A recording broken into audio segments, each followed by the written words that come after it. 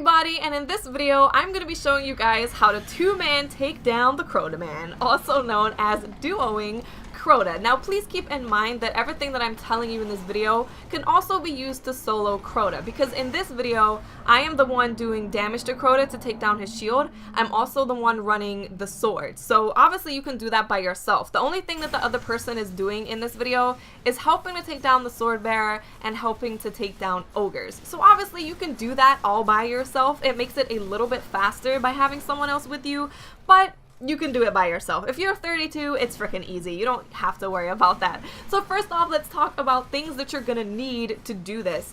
Preferably you want to have a Galahorn with 331 attack, and you want to be level 32. This just makes sure that you can take down his shields with 2 Galahorn hits.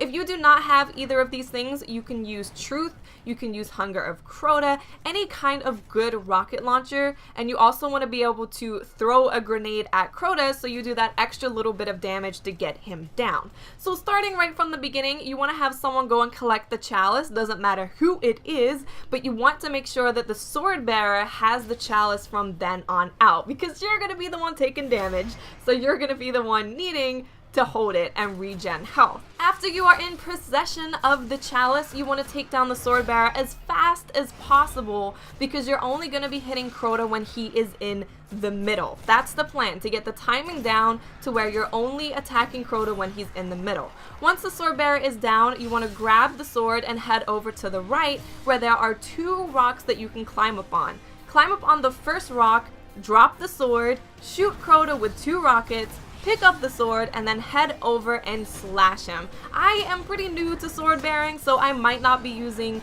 the best slashing skill technique, but this is just how I do it. You can actually manage to hit him twice. You won't be able to get full 3 swings on him both times, but you can get some extra damage in. So after you finish hitting him with the first time, hop down off onto the rock and just complete the process again.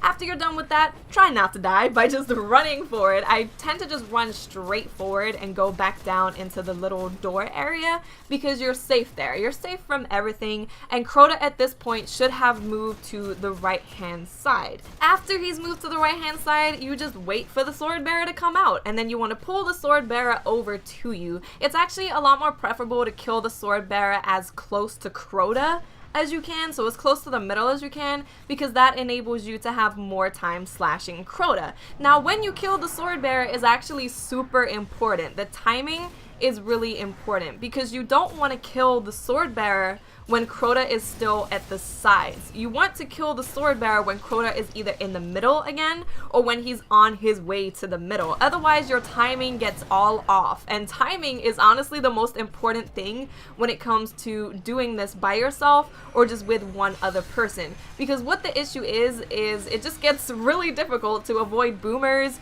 hitting you and all this ridiculous stuff that you don't want to deal with if he's on the left or right and you're trying to slash him on the left or right. So you want to make sure he's always in the middle. That's the hardest part, is just getting the timing down, because honestly doing it, especially as a level 32, is pretty freaking easy. It's pretty easy. Until hard mode comes out, it's pretty easy. So you just want to get the timing down, which you will get down after doing it a few times. You'll get into the swing of things and understand when he's moving and when to kill the Swordbearer and when is the best place to kill the Swordbearer. You will just figure it all out with time. It of course is going to take you a few runs, especially if you've never been a Swordbearer before, to just understand how everything is going to work. So after you have killed 2 Swordbearers and ran the sword twice, it will be time for ogres. So if you're not familiar with this process, this is when ogres come out and they will head to the middle. Now ogres do a lot of damage, so it is best that you head all the way to where you first start. Before you kill Uryut, before you even start that whole thing, you want to go down to the middle, through the doors, and head all the way to the back so that you can dip in and out of cover. So when the ogres are getting feisty and trying to shoot you with their purple monster goo, it's probably not goo, looks more like lasers, then you can just get to the side so they don't hit you. So just be careful, take your time. It's pretty easy to take down the ogres, especially if you have another person with you and they have Icebreaker.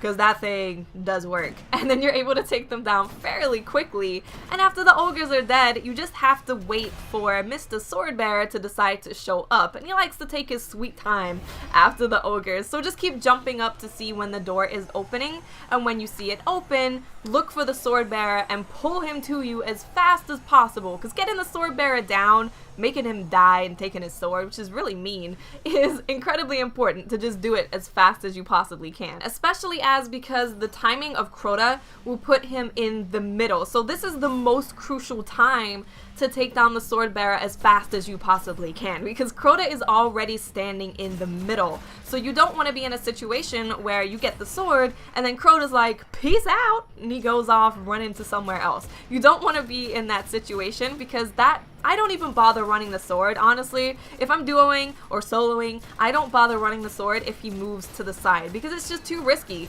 I'm probably going to get killed by boomers or something is going to go wrong. So I always deal with Crota when he is in the middle. And this is the most crucial time, like I said, because Crota will already be in the middle waiting.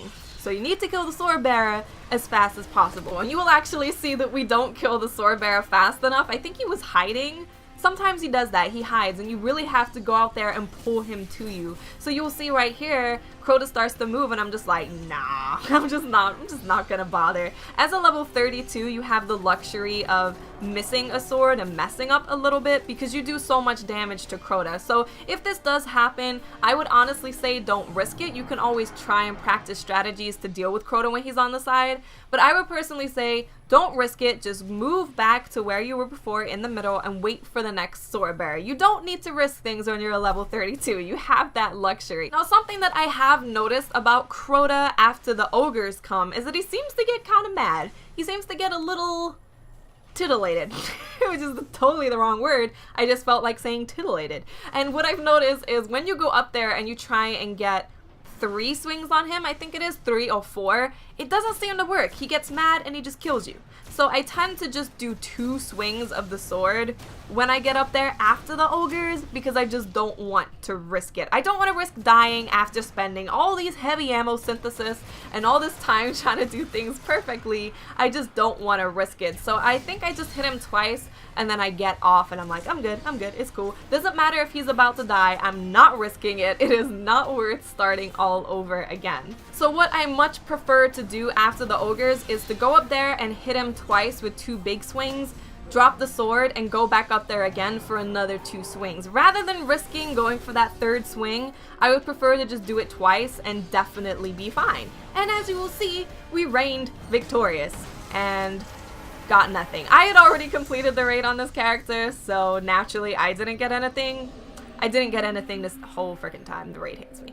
So I hope you guys enjoyed this video and found it informative. If you did, please do leave a like. I'm also going to be uploading other videos of how to solo or duo the rest of the raid. So if you're interested in looking at that, make sure to stay tuned. Okay guys, I'll speak to you later. Bye.